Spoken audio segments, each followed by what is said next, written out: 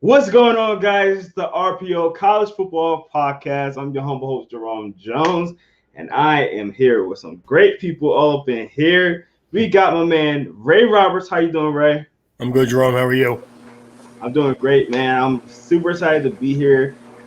You already know Ray. He's the man. He's the myth. He's a legend. You already know who he is. But we got a special guest here today. Some of you may already know who he is, Mr. Jacob Keppen. How you doing, Jacob? I'm doing pretty good. How you guys doing? Thanks for getting my name right there. I appreciate it. I tried, man. I appreciate it. You're getting better. Hey, You're getting listen. better with it. Yeah, listen, as you guys already know, I'm terrible with names, so y'all gotta excuse me when I don't make names, but I'm trying. I'm doing my best, guys. I'm doing my best. Doing my It's best. So yeah. super excited to be here today because we got Jacob in the house with my guy Ray as usual, and we're gonna get right into this list. So guys, if you haven't been watching us the last few weeks, we've been going over positional pick players at each position in college football, ranking them from 1 to 10 or 10 to 1 rather. So we've been doing that. So if you guys haven't been watching this the last couple of weeks, make sure you go back and check some of those things out. But do that right after this because you're gonna have fun watching this today. We're gonna talk offensive linemen today, and we're gonna talk a couple of football teams that we think can either improve or be worse this year. So make sure you check that out. Also, make sure you know that this is an interactive podcast. So if you guys have any questions, if you want to state something, if you don't like our list, if you like our list, let us know, man. We don't care. Like, hey, you hate the list, let us know. It's okay. You can hate it. Everybody have their opinions. Everybody has their opinions. We're gonna get right into it, guys. I'm tired of talking. I'm like these fine gentlemen talk for me. So let's talk about these offensive linemen in this year's 2021 season. And I'm gonna start off with Ray. I'm gonna start off with Ray right here. So starting off at number 10, who do you have at your offensive tackle for number 10? Nick Broke here from Mississippi as was my number 10 rated tackle. A guy who probably will play right tackle at the next level, but he's kind of played both in college. But good football player, physical kid. Nice size, 6'4", 305. He's a junior, so he could stay one more year in college, but I believe he'll come out this year. And to me, he's more like a fourth-round pick. I think that if you play right tackles, you usually tend to go a little bit later than the other guys. So Definitely. Jacob, what do you think about that player at number 10? Just missed mine. I agree with Ray. This is where I'm most interested because normally we're talking prospects here, but I decided to we're looking more at players now, how these guys are going to be in college. So while some of these guys might not be top 10 tackles for this next season, it's like they're good college players. So he just missed mine. I want to watch more tape on him. Like I said, that's a big thing. There's a lot of guys I haven't been able to watch, especially small school guys. It's kind of harder this time of year to really get good tape on them, of course. But that I have no complaints with that one, even though he's not my top 10. All right, so let me get your number 10 right now. All right, so I'm gonna pull a little Ray Roberts here. I got a 10B and a 10A here. See, I was waiting for Ray to do it. Yeah, I was waiting for it. Ray don't have one, and then now we come here with it. So I do have two guys right outside my top 10 that I kind of jotted down here, but Jacob accused me of cheating last time, so. Nah, I'm intrigued. Who are those two guys before I start? You don't have to give descriptions, but who you got there? Well, I have Nicholas Petit from Fier from Ohio State and Wallace McClendon from Georgia. Petit is like right there at my 11 as well. Like, yeah. Well, 12. You know what I mean? He's right outside there. And he'll honestly, probably like we said before, this year. Yeah. Okay, I'm sorry, man. Yeah. No, you're good. You're good. Okay. So going into mine here, my 10B, I got Dylan Parham from Memphis. You're gonna see a little theme between my two 10B and 10A. They're both guard converts to tackle. Probably neither going to play tackle the next level, but we're not talking about the next level here. Parham has a lot of things to like there. He had a bit of growing pains going out to tackle, but obviously the weird thing with him is how small he is. He's listed at like 6'3", 280, and you can see that athleticism on tape. Like he has some clean pass sets. He, like I said, while he had some struggles adapting. He did pretty well, but I liked a lot of the flashes I saw on tape. And the other one is Zion Johnson from Boston College, another guard convert there who has good athleticism, can put people on the ground, but is still learning the intricacies of the position. And he's someone that could really rise up next year, but we're not there yet. We're not trying to project too much here, but those are guys cracking the top 10 there. Ray, what do you think about those picks right there? I like both of them players. I think the one kid, the first kid, he said the two. I had seen at the next level. I've seen people project him as a center actually. Yeah, but he does play tackle now, and he's a good player. So yeah. All right, let's move on to our number 9 now. Number 9 offensive line. Jacob, I'm gonna start with you on this one. Who's your ninth offensive tackle in college football? So I have another Zion here, Zion Nelson from Miami. I tweeted this out when I was watching him. You guys can follow me at Jacob Keppen. He reminds me a lot of Cincinnati's tackle from last year, James Hudson. They're developmental guys who are very inconsistent. They have flashes of highs and then their lows. But man, his good moments on tape. You see the athleticism. You see just his ability to move around, get hands on people. It's really nice. He's going to have to keep developing this year, but he's someone I could see people to start really having a crush on with how well he can move. Like I said, and you watch him with his compact build, it's just like Hudson in Cincinnati, who was a really big riser last year, and he was a 4th-round pick by the Browns. So Nelson's one to keep an eye on there to see if he can have more of those up moments next year. All right, Ray, what do you think about him? I have Zion Nelson a little bit higher than that. So I obviously do like him. So that's fair. That's fair. Yeah. All right, so let's hear what you got at 9. I have Abraham Lucas from Washington State at number 9. Another guy who's played some right tackle and projects to probably be a right tackle at the next level, but a good football player nonetheless. 6'7", 320.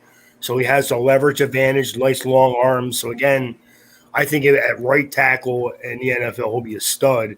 Right now, he's a very good left tackle, though. So nice. Jacob, what do you think about him at number 9? I'm going to pair it right here. I have Abraham Lucas a little bit higher. Okay. All right. So Ray. Okay. You're right, I'm good. Things are falling in my house right now. So it must be a hurricane in here or something. It is hurricane season. So, all right. So anyway, let's get back to the podcast. Number 8, Ray. Who you got at number 8? I have Wayne Morris from Oklahoma. Again, good athlete, good pass protector. Oklahoma kind of breeds offensive players and offensive linemen, so good football player. So I have Morris at number 9. Number 8. He's a 6'5", 313 junior.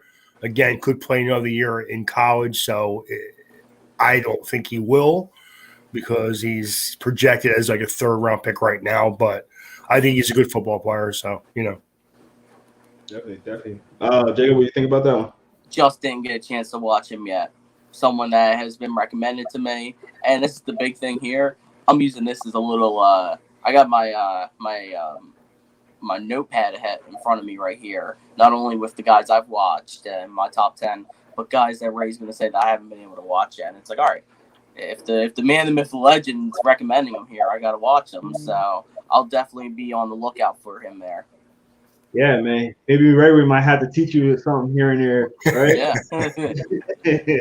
All right, it's funny though what Jacob said that he had a smaller school kid, and they're the ones that I haven't really watched much game film at all on yet. Yeah, I pretty much have stuck to the bigger college schools, so most of my teams are all bigger, pretty high profile teams. So hey, listen, it's still early in the process, so it is. We got plenty of time to talk about a lot of these players and stuff, things like that. I might have lied about that. I might have lied about having a small school player. I thought I did. I must not have. Wow, Jacob. All right, we got Jacob over here capping on national national podcast, live podcast right now. So, all right, Jacob, let me hear your number 8, man. I got Ben Petrula from Boston College again here. He is a very good run blocker. He's someone who's had experience at multiple positions. I want to say he's played center as well, but I know he's played guard. Really good run blocker, good technical player, knows what to do with his hands. He's just a very good, solid football player, and almost I don't know what he's going to be like at the next level, but I could see him almost being a like a Robert Hainsey type of player this year, where it's just he's that glue type of tackle that probably isn't going to play there at the next level, but can give you experience at all the positions on the line. I like Petrol. I like guys that can just really run block and set the tone for the teams. What do you think about him, Ray? Like him a lot. I agree with Jacob. I think that he's one of them guys that's very versatile. You can see him catching on at the next level just because he has some versatility to him. But I mean, I don't have him in my top 10. But again, that's why it's our top 10. So yeah. All right. Well, let's get to your number 7, Jacob. Who you have there? This is gonna be a lot lower. I don't know about Ray, but I see others. Jackson Kirkland from Washington. He's someone that I like certain things I saw on film. He's another one of those when he puts it all together. I like what he does. He's big. He can move. He's nasty. When he gets good hand placement, he does good things. When he's on balance and he's smooth, he's doing good things. And as a prospect, that's where people are really liking him because his profile's nice. I just need him to be a lot more consistent with things. I need him to be mostly at the balance, because I see him kind of not choppy with his steps, but just like you can see where he's kind of swaying back and forth, and a good defensive end is going to beat him like that. But I mean, obviously these guys have room to grow, and he's someone that could be a lot higher at the end of the list. But this is where offensive tackle gets really good for me here. Like, these guys are all good players that are going to be postseason award-winning players. Most of them already are. Most of them already are here. I like Kirkland. I just want to see more from him, more consistency. All right, Ray, you got Kirkland on your list? I do not have him. I have him in my top 15, but I don't have him in my top 10. I do like his size, and he's a good athlete. I don't know if it's a balance thing or if he just gets like he's what I call a lunger. He thinks he can lock guys on right away and just move them right away. But sometimes when you do that with a guy who's a more athletic than you kind of miss, and then you're kind of out of position a little bit. Yep. All right. I agree 100%. Ray, who you got at number 7 then? I have Obini Ease from TCO. Again, this guy 6'8", 315, so he needs a lot of filling out before he ever plays at the next level. But he has the size, he has the length. He is like Kirkland, though. He's a lunger a little bit. I don't like that. But when he cleans up his footwork, he's going to be a pretty good football player, I think. All right, awesome. All right, let's get to number 6. Ray, who you got there? I have Sean Ryan from UCLA. 6'5", 318. Now he's a tackle now. I think at the next level he'll probably play guard. But right now he's a good tackle. And, Washington runs a pretty pro-style type of offense. So I think, like Jacob says, he's going to be one of them guys at the next level. He's going to be very versatile, play both tackle spots, maybe move in and let him play some left guard for you. But right now he's a really good football player for UCLA at tackle. So, Jacob, it looked like you had a little response to the UCLA product there. What do you think about him? I've heard good things about him. He was literally right next on my list to watch. Haven't gotten to him yet, but I've heard a lot of really good things about him. And everything obviously I've watched little things about him because I've watched these guys. I got to watch a good amount of Pac-12 games last year, even though there was only like 4 of them each season because they were all the late night games, and it was, I would miss the nice, like the regular games that everyone was watching because I was at work, but then I'd get home and it would be Pac-12 time. So Yeah. I was able to watch some UCLA this year. From what I saw, was pretty dang good stuff. So I'm intrigued to see if I'm in a critical state if it's going to be the same. So it's got a good review here though. Got a good review here from them. Definitely. First and foremost, Jacob, I would like to apologize for that unfortunate situation that you had to watch Pac-12 all last year. But Listen, man, no, I got to see some good games, man. Like I got to see some Arizona State I'd be and joking, USA. USC and Arizona State was a good one, and there was all the wacky Pac-12 after dark games at like midnight, which were all wackiness. That was all fun. Yeah, it was fun stuff. No, I joke and I kid, but honestly, I love it when it's late night and I can just sit there and watch football and no one's bothering me, no one is around me, and really. UCLA played a little bit better in the second half, and really it was because their offensive line played much better in the second half of last year than they did in the first half. So definitely. All right, Jacob, who you had number 6? Number 6, I feel like that he's not going to be on the race list at all, but Rasheed Walker from Penn State. I believe he was all Big Ten third team, I want to say, or else if not, he was an honorable mention. I really like. He's another one of those guys that needs to iron out the consistencies. But man, when he is on his best, he is an athletic guy that can put people to the ground. He'll come out there. He won't be passive. He's everything I like in a lineman. When he's doing good though, that's a big thing. It's another one of those consistency things that I'm hoping that he's going to iron out this year. But I got to see Walker play a good amount.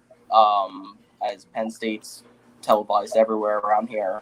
And I'm impressed and I'm intrigued to see what he does next year. But right now, he's my number 6, right outside of not able to crack the top 5 yet. All right. Well, speaking of top 5, we're going to get right into the top 5. Right, Jacob, who you have number 5? Ray already talked about him. Abe Lucas. I think he's not going to be in like my top 5 for prospects. But if you look at him, I see a big guy who is calm, comfortable, and with his pass sets. He's refined. He knows what to do with his hands. He doesn't panic. That's the thing. I see what a lot of the guys below him, they panic during the pass pro. He's just really calm. He's a Washington State tackle. You know, he can't really run block the best, but as far as pass blocking, I really like him. You know, I think he's as steady, solid of a really good tackle as you can get in pass pro. So I like him. Definitely. All right, cool. Ray, who you have at number 5?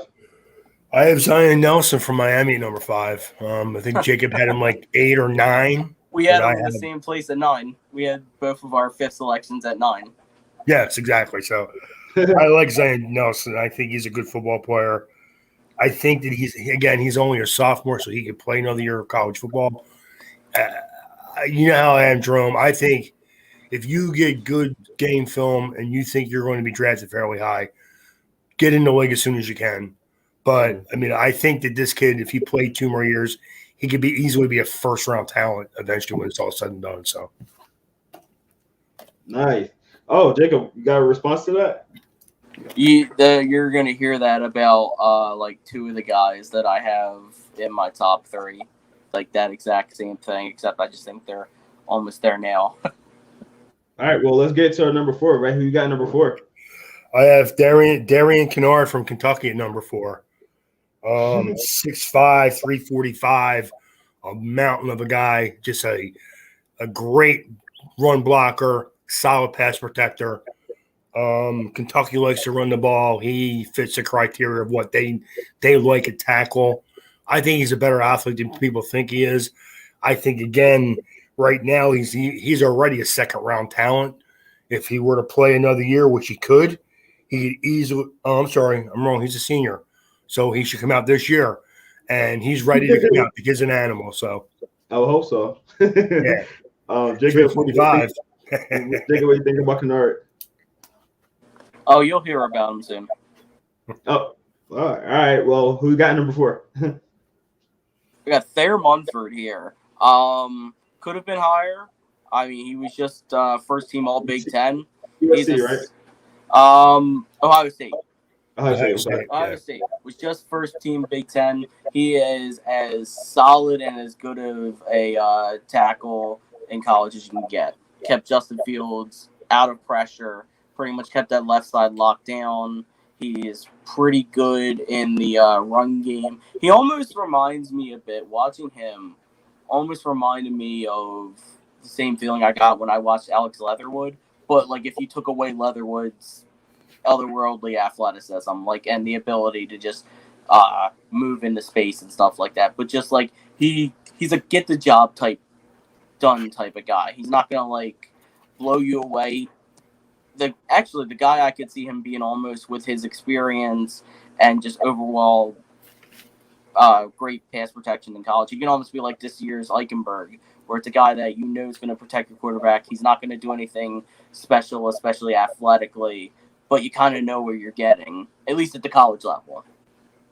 Definitely. All right. Well, I'm very interested to see who you guys at the top three. So, Jacob, you start us off with your top three guys. And number three, who you got right there? Evan Neal, Alabama. He bounced all around this top three. He started out at number one, and then I watched another guy, and then I watched another guy who I liked more. Evan Neal is, if we're talking draft prospects, he's the best. I mean, you look at a profile, he's massive, absolutely massive. I mean, he's been probably 6'8" since he was like 16. And it's all, you know that for a fact too, how big this guy is. Speaking of that, I'm gonna show you guys something, but keep going while y'all talking. Yeah. He's filled out.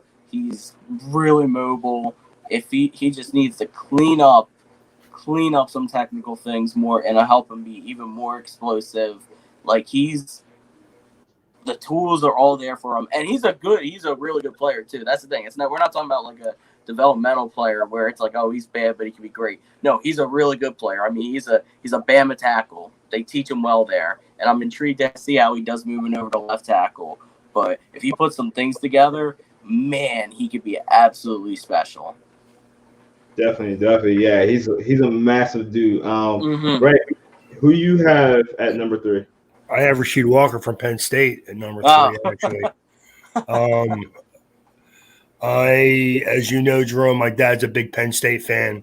Mm-hmm. I see him like every weekend. I try to go see him now because he's been a little sick lately. But we talk about Penn State all the time, and he's always talking about this kid. He loves him. He thinks he's an underrated athlete. He's a big physical kid. I think he gets hurt about the fact that Penn State has quarterback stinks.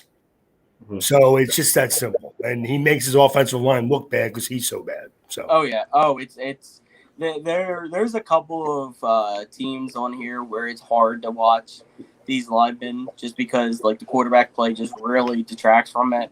But yes. Penn State's is one of as someone who's watched so much Penn State football over the past years, it's like it's been a real bad problem over the past 2 years. Like it's almost like Shea Patterson at level at Michigan, where it's Hey. It's almost like Nate Stanley at Iowa level. There you go. Hey, even that. Hold on. Look at our guys too. Stop. It was almost like Archer Sikowski at Rutgers level there. All right, and pretty much just insert quarterback who's not Phoenix or Fields. Jerome don't live in New Jersey no more. You can talk bad about the Jersey kids, you know. All right, let's get to number two. Ray, who you have at number two? I have Charles Gross at number two from Mississippi State. 6'5", 305. Again, a sophomore who's a good football player. Again, probably a right tackle guard at the next level. But for right now, very good run blocker, kid who's a good football player. So I have him at number two. So, all right, Jacob, who you got at number two? I'm still debating this one, but I'm just gonna say the person on my mind. You know what? We'll go with the safer one here and go more hot takey for one. I'm gonna go Darian Kennard from Kentucky. As Ray said, insane run blocker. He almost reminds me of like this year's Tevin Jenkins almost, and he's gonna keep getting better, but he's a road grader type of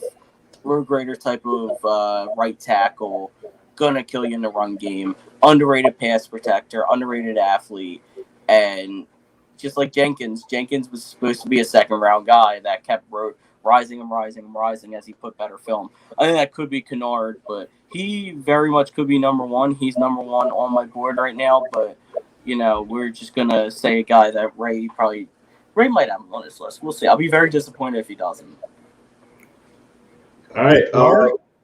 No, my number one guy. I'll be very disappointed if he's not even on your list. I only have one more left, man. Yeah, I'll be very. Well, Ray, you already said you're number two, right? Yeah, I did.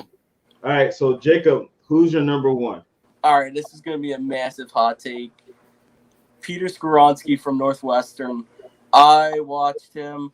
Oh man, as a freshman, it's like the hands are there, the leverage is there, the attitude is there, and it might be projecting a bit because he was really good his freshman year, but it just the one thing I watched him and said the two biggest things he needed to improve on are experience and growing into his grown man body. The only way you get those two things are by playing more and obviously getting older. What's he going to do this next year? He's already got a year under his belt, and he's got another year of being in an NCAA D1 program. I watched him, and it's almost like they didn't fall off at left tackle insanely after losing a top 15 pick. He's going to be an absolute problem. He already is. Wow, got the former freshman on the list. I watched him at 3 a.m. when I watched him, and I couldn't go to bed because he was it was everything I wanted. I don't know what Ray says, but I was so impressed with this guy. Well, you could tell this man loves some football, watching film at 3 o'clock in the morning. Oh, man, it was I like watching good football at 3 a.m. As soon as it's bad. Well, why would you watch Northwestern then? Well, it was good tackle play. Shut the podcast down. It was good. No, I like Skoronski. I think he's a really, really good athlete who's a little small, and against bull rushers struggles a little bit. As I said, once he gets in that grown man body, it's going to be. So I'm projecting. We're projecting what they are right now. So I have him at 13.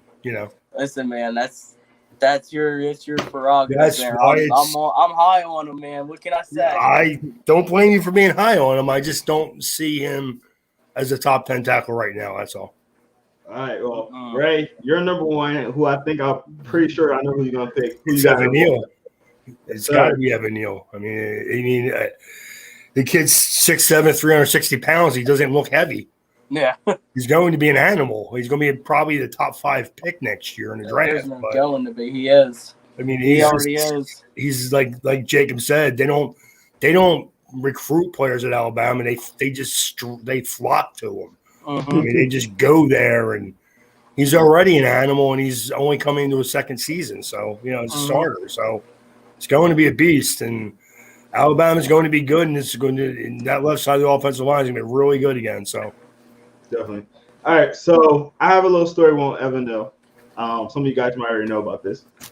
But a few years ago, myself, our Inside the Hashes business partner, Avery Collins, who you see on the Air It Up podcast, and Ray's son, Ray Roberts, had a chance to go to ING Academy a few years ago. I had the pleasure of exclusively interviewing Evan Neal myself.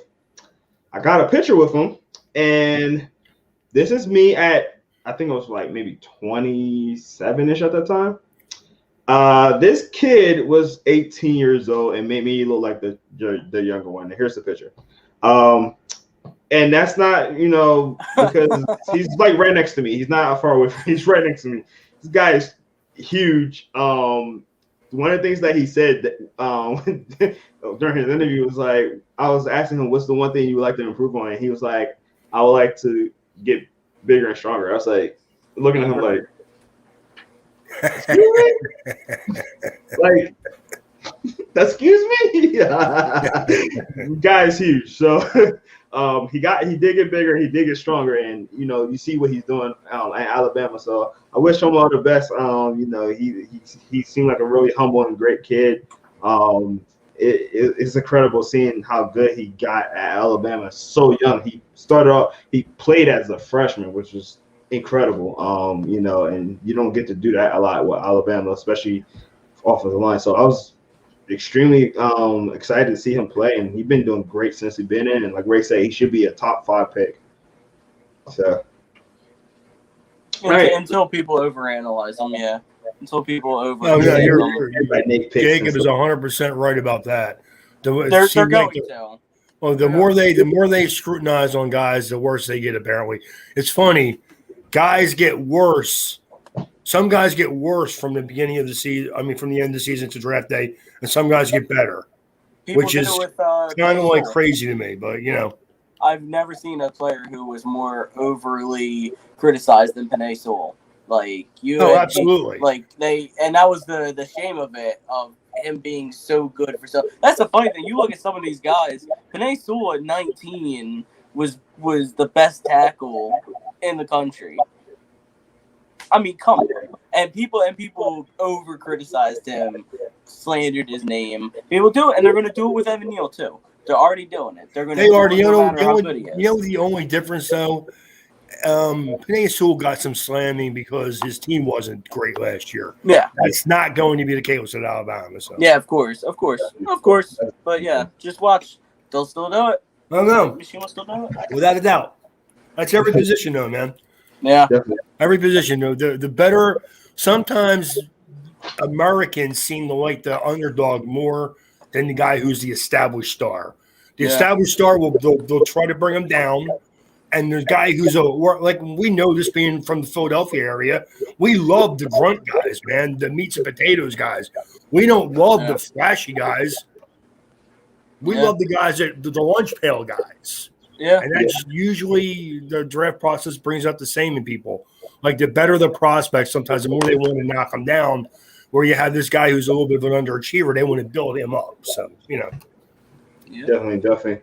Well, let's get to our last segment of the podcast, like we do each week. It's called the state of the program, and what that is that we take a handful of teams and we try to see will they be better this year, will it be worse this year? Based on their rosters, roster changes and players that's not there no more, the transfer portal, etc., how they played last year. So we're going to get right into it with our first team. Will be Iowa. So Iowa last year ended the season actually really well. They ended the season 6-2. As you guys know, the season was a little shortened, so it was only 8 games. But they had a good year. Some players on their team, they got Tyler Godson, wide receiver Tyrone Tracy, their new guy Keegan Johnson that they got on the team now. But let's see their schedule. So their schedule for this year is Indiana, Iowa State, Kent State, Colorado State, Maryland, Penn State, Purdue, Wisconsin, Northwestern, Minnesota, Illinois, and Nebraska. So, Jacob, I'm gonna start with you, man. What do you think about the Iowa Hawkeyes? Do you think they're gonna be better than 6-2, worse, or about the same? So it's always tough with Iowa. They seem very consistent in who they are. I mean, obviously, they have one of the most longest tenured coaches in NCAA. They've really established a culture of who they are. I think what they do this year is going to come down to their quarterback play. Can Spencer Petras take another step? Because, I mean, can he be more than what he showed last year? Hopefully for them. They lost some guys on the defensive side of the ball and the offensive side of the ball. They lost some guys. They had 2 defensive linemen drafted relatively high last year with Nixon and Golson. They lost Emery Smith-Marset too, but they still have some players. They're still going to be a team that can establish the run. I think they're going to be, I'd say just about the same. I'd say like in that 7-ish, 8-ish, 9-ish range there, where they're a team that's going to give you everything they have every game. They're not going to be the flashiest team. They're not going to be in many blowouts in either way. They're just going to be a tough, competitive Big Ten team. Pretty much they're going to be Iowa. They're going to be the same Iowa that you know, and maybe love or maybe don't. I don't know, depending on who you're a fan of. Right. What do you think about Iowa this year? I think that's what Jacob said. I see like a 7-5, 8-4 type record. I think pretty much around the same winning percentages last year. I kind of look at their defense. They have like basically they're returning like 8 starters on their defense, so they're going to be a pretty good defensive team. Again, what Jacob said, if Padres can Patriots can step up and be a little bit more consistent, maybe they can have a 9 or a 10 win season because it's Iowa, man. They block and they tackle. They play good fundamental football. So I can see them being at least as good as they were last year, if not maybe a little bit better. Definitely. Yeah, I think they're always a consistent team. They always, they're. I know Iowa more for their grittiness. They're more of a running school. Excuse me.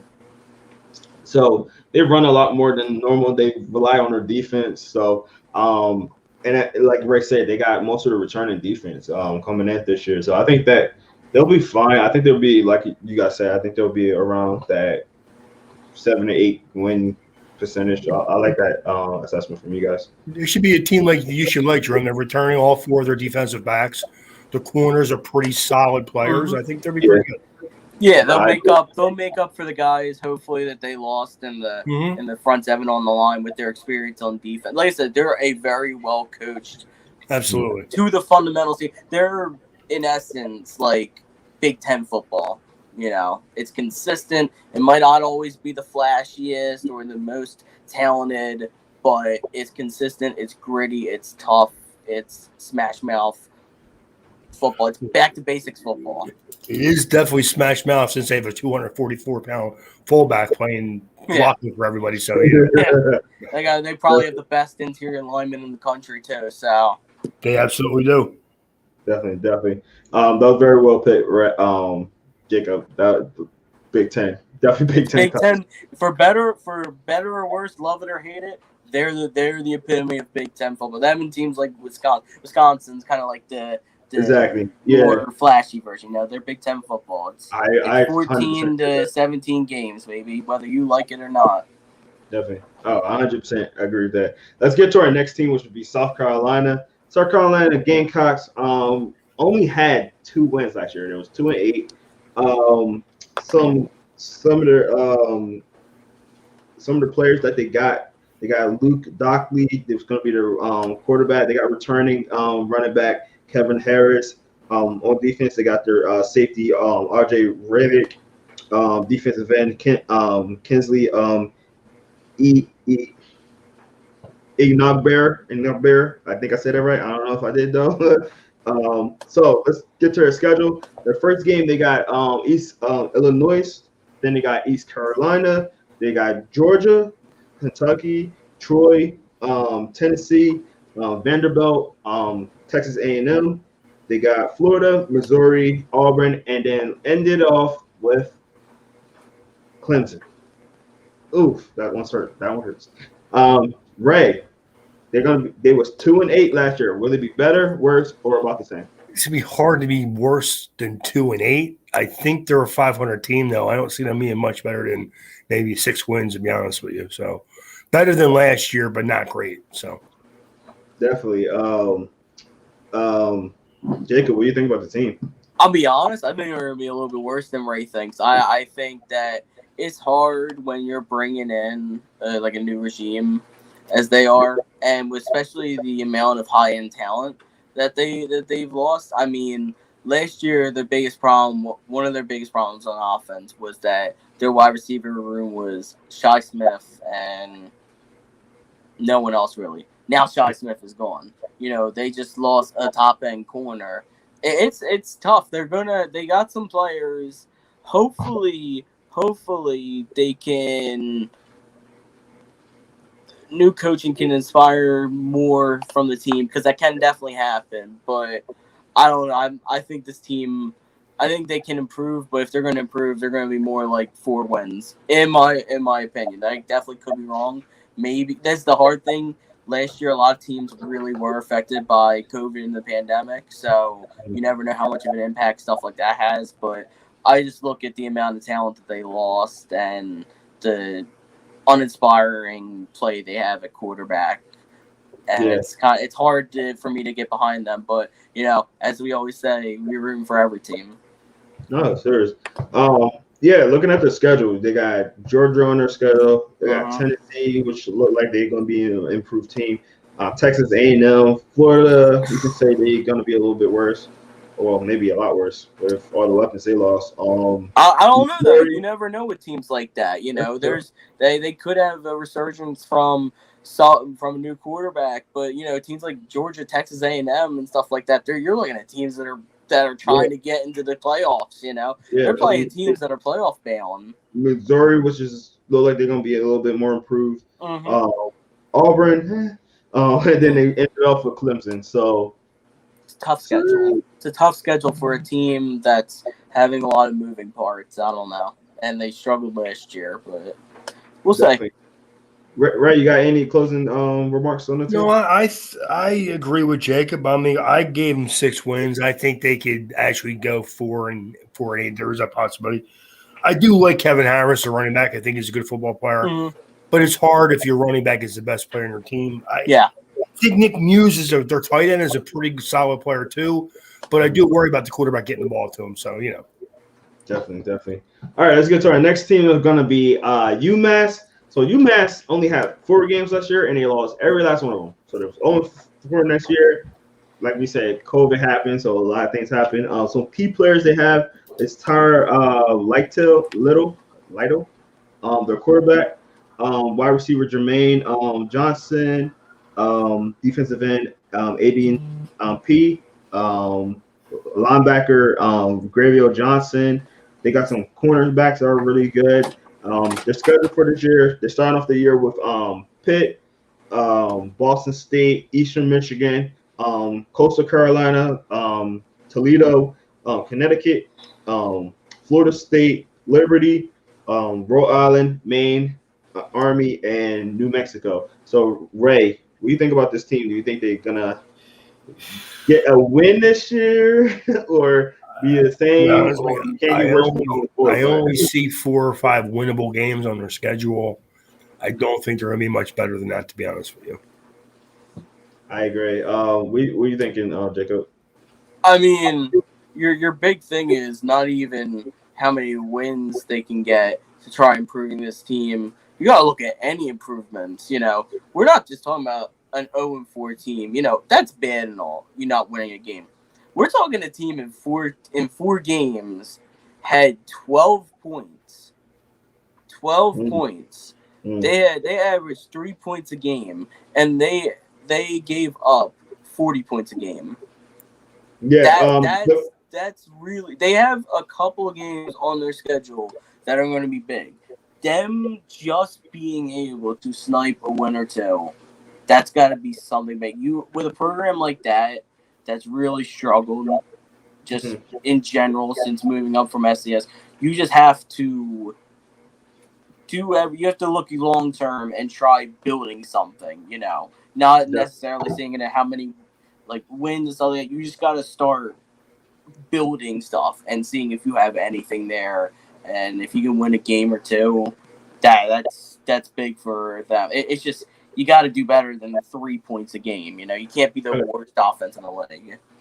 All right, so let me just be fair to the guys first and foremost. They only had 2 games. It's pandemic year, and the teams they played was Georgia Southern, Marshall, who had a really good year last year, FAU, and Liberty, who was really good last year. Yeah. The first game was Georgia Southern. There was 0-41. I mean, they lost 41-0. Marshall, they lost 51-10. FAU, they lost 24-2. and then Liberty lost 45-0. Oh, So geez. So they ain't even that two of their 12 points. They didn't even score on offense. Yeah, Oh, yeah, sheesh. that's the scary thing about it. It's not Oh, like man.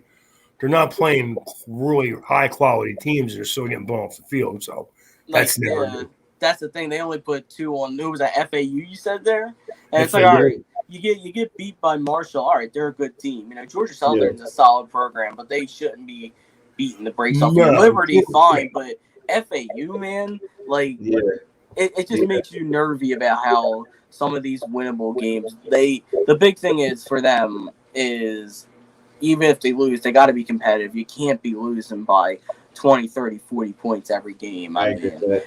and teams can get themselves out of that rubble. I mean, Rutgers have built themselves up to be somewhat respectable after being a team that literally can only beat like your UMasses. So if you again, it's just little building blocks every single year. You know, hopefully Yeah, they can do something this year. it's 100%. tough because UMass 3-4 years ago was actually a pretty solid They program. were. Yeah, They were. They have really fell very quickly. yeah. Definitely. No, I agree. So we'll see. Maybe you never know with football. You never know. They might emerge a little bit better this year or whatever. I don't know. But let's get to our next team. The last two teams, and we're gonna talk about Ole Miss right now. So Ole Miss Rebels, their record last year was 5-5. They have some players to watch. Is quarterback Matt Corral. I know Ray has some things to talk about him in our quarterback list. Um, Running back Jerron Early, wide receiver Jalen Sanders. On defense, they have Sam Williamson, Jakeem Jones, and Otis Reese in the secondary. Their schedule for this year is Louisville of Atlanta. I didn't even know Atlanta had a Louisville. Anyway. And Austin P. They got Tulane. They have all of Alabama. They are at Alabama at that. Oh gosh. Arkansas, Tennessee, LSU, Auburn, Liberty, Texas A&M, Vanderbilt, and Mississippi State. So I'm gonna start off with you, Jacob. 5-5. Better, worse, or the same? So looking immediately, I definitely see 3 games they should win, at least 2. They definitely should be beating like Vanderbilt. They definitely should be beating like Austin Peay and stuff. The problem with them is right. They have been a team that has been explosive on offense, and mostly because they've had to, because they can't keep on up on defense. Mm-hmm. I mean, I don't know. I didn't hear what Ray's opinions on Matt Corral were, but obviously, just looking at it, he's kind of in that where he's not just a normal college quarterback. So you look on paper, it would make sense for them to take that leap on offense, but it's almost like North Carolina a bit, where they're losing guys. Like, sure, they still have the running back, but they just lost Elijah Moore, and they just lost Kenny Yeboah too. So it's a tough thing. They're a team that's generally had to outscore people. Are they going to be able to do that? Are the new guys going to be able to stand up? I think they got some tough teams and then some not tough teams on their schedule. I think they're going to be around the same again. Maybe gain a win, if that. Maybe lose a win. Just be right around that range there because they play some. Obviously, being in the SEC, they're going to play some tougher teams. It's just going to be about can those weapons step up and can Matt Corral step up as well? Can you be more consistent with that? Definitely. Before I let Ray go, I just want to kind of highlight their losses because you look at some of these scores. You know, they played Florida. They lost 51-35. Florida when they had all those weapons, right? Alabama, it was 63-48. They put up a lot of points. Like you were saying. Kansas, Arkansas, 33-21. Auburn, 35-28. LSU, 53-48. So they're putting up points. Like you look at their scores, like the lowest score they had last year was 21 points. What I just mentioned that was against Arkansas. That they also still gave up points. They gave up 21 to Vanderbilt. They also gave up 42 to South Carolina. So It's 35 to Auburn. Like, you look at it, it's just consistently team. And funny, well, I can't even say Indiana, them holding them to 20 points because Phoenix was hurt. But that's the problem. They're a shootout team. Can you win shootouts without your best weapons? I don't know, but who knows? Maybe guys will step up. I don't know if Elijah Moore really supposed to be like the second leading wide receiver in the league behind Devontae Smith this year preseason. Probably not. So who knows? All right, Ray, what do you think about this team? I think that they're a 500 team. I do. I don't think they're. I think they're only They're only playing. They only have 4 returning starters on their defense, but they do have 8 returning starters on their offense, including 4 offensive linemen. So that bodes well for them. But the fact that they gave up a lot of points to not great talent, which is a little scary. I think that I do like Matt Corral. I think he's a very good college football player. He's a good quarterback. I think they'll be in games. I just don't know if they have the defense to pull them out at the end, to be honest with you. Mm-hmm. Yeah, I think that's the biggest question with them, that defense. So we'll definitely see what they do this year. I am excited about their offense, though. I like to see how they do with their offense. Let's get to our last and final team, and that will be Arizona State. Shout out to my guy Joseph for his Arizona State guys. But let's talk about them. So last year they only had 4 games. They lost. There was only 2-2, so 500 team. One of those, traditional Pac-12 teams because they didn't play that many games. Some guys to look out for on the team is quarterback Jalen Daniels. We talked about him in one of our previous podcasts. Chip Trainum. I think that's how you say his name. Chip Trainum. On defense, they got Tyler Johnson, Darian Butler, Chase Lucas is going to be a really good corner. Evan Fields, and their schedule. So they're starting off with Southern Utah, UNLV, BYU, Colorado, UCLA, Stanford, Utah, Washington State, USC, Washington, Oregon State, and Arizona to end it off on that great rivalry. So, Ray, what do you think about this team? Better, worse, or about the same? I think that Arizona State is a good team. I expect them to win at least 9 or 10 games. I love Herm Edwards. I think he's a great coach. He's a great guy. He's a great team guy. He preaches everything. Their whole defense is returning starters. They have 7 guys on offense returning as starters. I think Arizona State is ready to be a legitimate, one of the teams in their conference the team should look out for. I think that they're better than UCLA. I think they rival USC. Maybe not as far as talent, but in the way they're coached, I think that they're above USC's coaching. And I know we're in Philadelphia area and people will tend to like Herm Edwards, but Herm Edwards is just one of them guys that he gets it. He really does. Football-wise, life-wise, team-wise, Herm Edwards gets it. So I expect them to win at least 10 games. I do. Definitely. Fun fact, before I get to Jacob to end this off, we already talked about their offense. We think they're going to be a really good offense, but their defense, every starter is coming back on their defense. Every last one.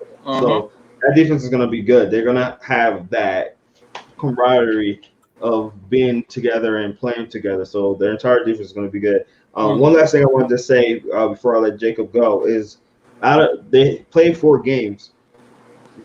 They lost to USC by only 1 point. Great game, too. That was a great game. That was a really good game. A last-minute touchdown by Slovich. Then they have 3 games that got canceled in a row. 3 games.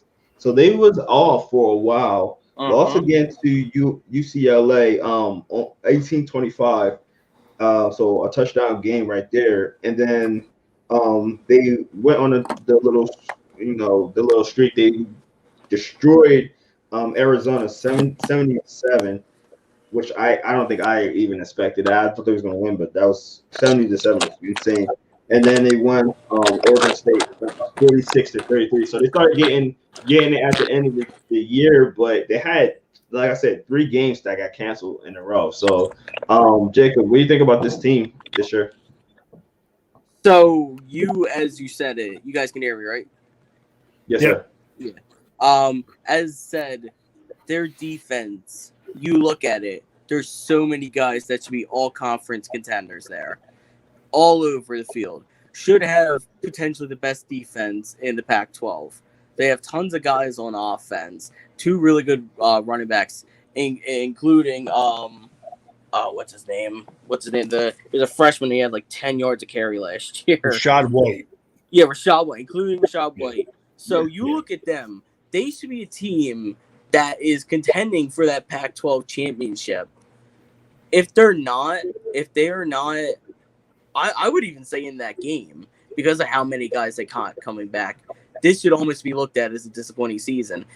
And the biggest way and factor in how their season's going to go, in my opinion, is Jaden Daniels. It's going to really come down to Jaden Daniels. We know he can run. We know he can be real exciting with that. Can he be a consistent passer? Not even just looking from an NFL skill point standpoint. Like, can he be a consistent college passer? Can he make the big throws and really take that offense from being just a really good rushing offense to that next level? That's going to be the big thing to see if Arizona State's going to be like just a good team in the Pac-12 or if they're going to be in that conference game. Because with all those guys coming back and with a good coaching staff there, there's really no excuse for them not to be. And I said it's going to really, obviously, it all comes down to the quarterback no matter what, but even more for Arizona State.